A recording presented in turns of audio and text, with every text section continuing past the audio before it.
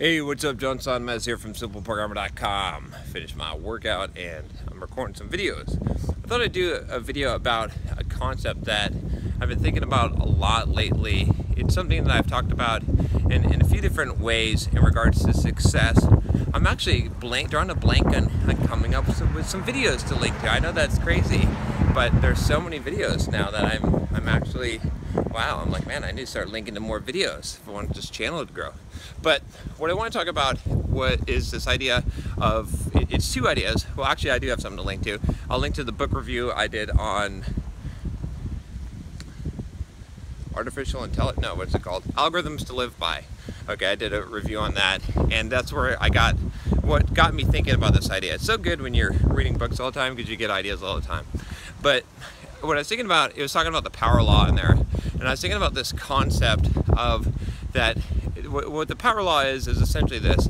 It's like the whole biblical thing of, like, you know, he who has more will be given to him, and he who has less, even what little he has will be taken from him, right? That kind of thinking, right? And you've heard that more than, you've heard that philosophy, right? That just is how things work, right? And if you look at media, right, you can also look at this as the 80-20 rule, which is really becoming the 90-10. It's power law. What it means is that, like, if you look at the way that things are structured today, there is usually like the top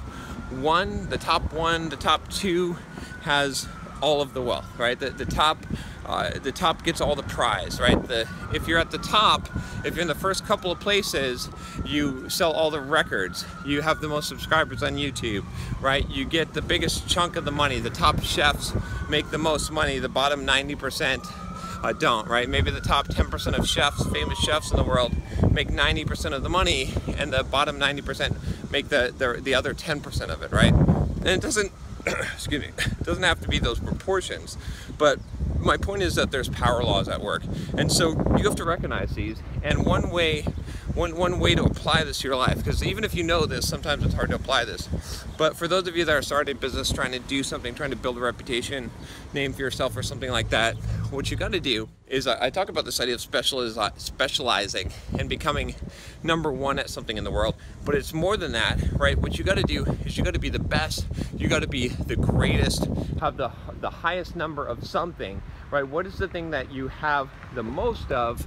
or that you have the momentum that the power law is going to work for you in respect, right? So, for example, let's take YouTube here, right? So one of the things that I did, because see, if I had millions of subscribers, then I would get millions of subscribers. I get, right? You know, PewDiePie gets so many subscribers because he has so many subscribers to some degree, right? But when I was starting out, especially, I didn't have that. But what could I do is I could be one of the top producers, one of the most prolific people on YouTube, producing the highest number of videos, right? And of certain quality, right? You know, there's different aspects of that. But essentially, one of my main strategies, and a strategy I talk about all the time, is being prolific. You can check out the video on being prolific here, but that's using the power law. If you think about it, right? If I'm the most of something, if I have the most videos, or I'm the most prolific, let's say software development, life coach person on YouTube, right? I'm going to get a lion's share of the action on YouTube, of the subscribers, of the views, right? It's going to give me an unequal distribution.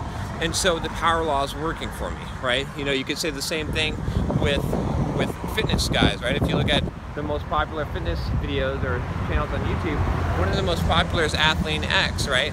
I love that guy, he's awesome. And why? Well, one of the things that he's got for him, he does have a lot of videos and he does have a lot of subscribers, but he's also freaking ripped. That guy is jacked all year round, right? Every video he does, Jeff, I forget his last name now, Jeff Cavalier, he's fucking jacked all the time, right? He's carrying a six-pack, like down to like 5-6% body fat, like all year round, maybe 7, I don't know. But anyway, my point is, it differentiates him. It's like he's so much better than everyone else that he continues to be better in some regards. So you got to figure out something that you're going to be better than everyone else at, not just in specialization, I've talked about that before, but also in just some attribute of what you're doing, right? Do you make the longest videos on YouTube, right? Do you make the most volume? Maybe you make the shortest, most jump cutty ones, right? Maybe you've got the the best audio or the best quality, right? MKDB and MKDBH, is that his name? Anyway, the guy that reviews all the tech gear on there, he's got super high quality stuff, right? He's got a special thing, like there's some special attribute about him that the power law is going to work for him. So think about that. You know, it applies in every area of your life. Anywhere you're trying to gain, you know, have the snowball effect, and you're trying to gain momentum, you're trying to gain following, you're trying to gain reputation, you need to figure out some way that you're going to differentiate yourself and be able to have that power law. Something you can be the best at, right?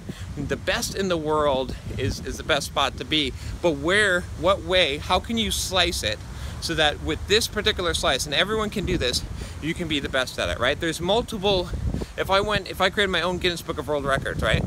I could figure out probably about 15 awards to give myself of the best in the world at certain things based on how I slice them, right? One slice that I like to use is personal development coach for software developers, right?